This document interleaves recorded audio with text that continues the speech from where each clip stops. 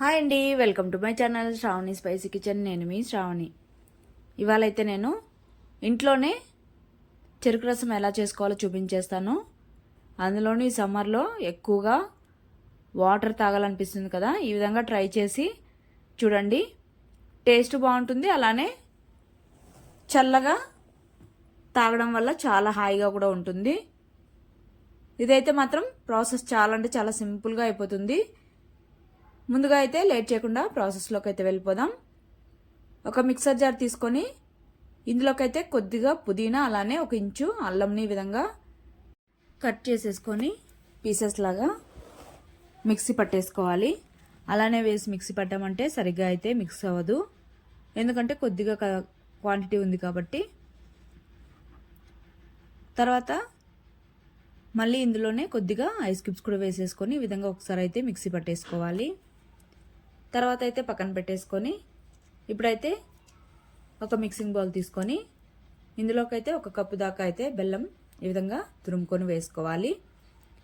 ఇక్కడ నేనైతే 1 కప్పు బెల్లంకి 3 గ్లాసుల వరకు వాటర్ అయితే వేసుకుంటున్నాను. ఇదైతే ఎక్కువ తీపి అయితే ఉండదు.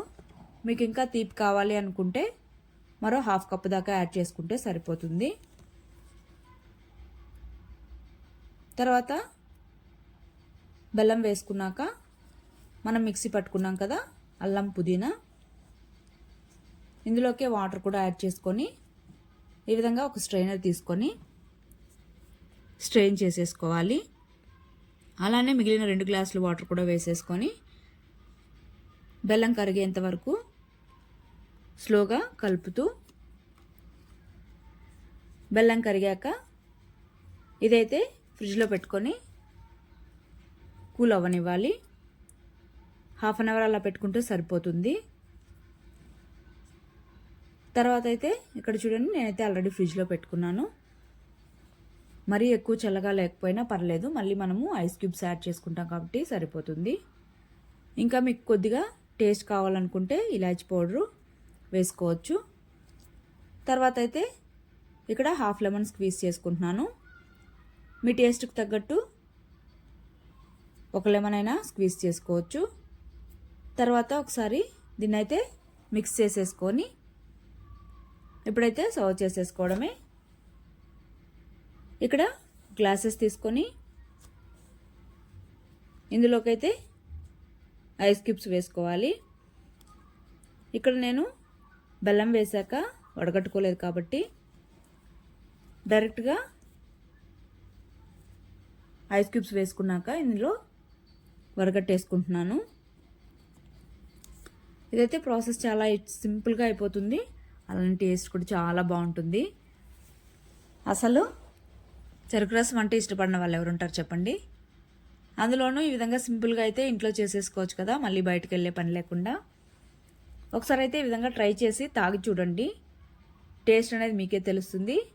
ఆ తర్వాత అయితే వద్దన్నా కూడా డైలీ చేసుకొని మరీ తాగేస్తారు, అంత టేస్ట్ అయితే ఉంటుంది. ఈ విధంగా అయితే వడగట్టేసుకుంటున్నాను. మొత్తం వడగట్టేసుకున్నాక సర్వ్ చేసేసుకోవడమే. ఇంకైతే లేట్ చేయకుండా టేస్ట్ చేసేయడమే.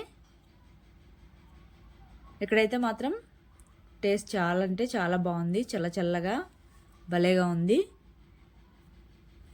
సో మీరు కూడా తప్పకుండా ట్రై చేయండి, పిల్లలు కూడా ఇష్టంగా తాగేస్తారు.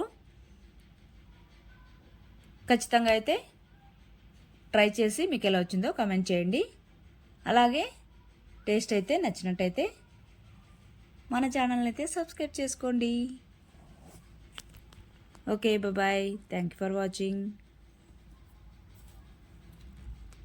Please subscribe to my channel.